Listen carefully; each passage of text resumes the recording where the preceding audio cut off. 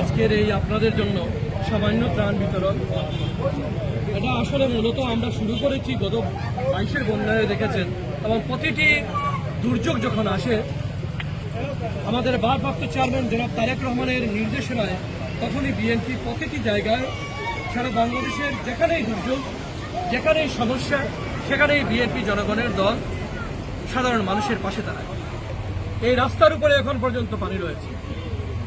এটা হচ্ছে অপরিকল্পিত উন্নয়ন, উন্নয়নের নামে লুটপাট আমরা প্রতিটি জায়গায় বলতেছি।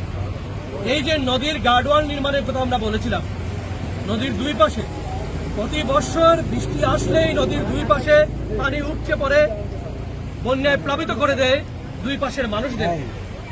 গার্ডওয়াল নির্মাণের কথা আমরা বলেছিলাম, আমরা নদী ড্রেজিং এর কথা বলেছিলাম, একমত হয়েছিলেন সবাই, কিন্তু কাজের কাজ আজ পর্যন্ত কোনো কিছু হয় নাই। আমাদের সিলেটবাসীর ভোগান্তির শেষ নেই, এই অবস্থা চলতে দিয়েছে।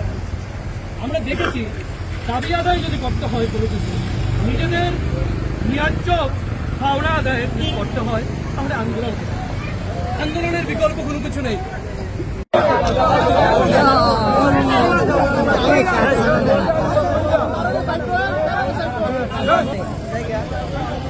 মহিলা কাটলো কাটলো মহিলা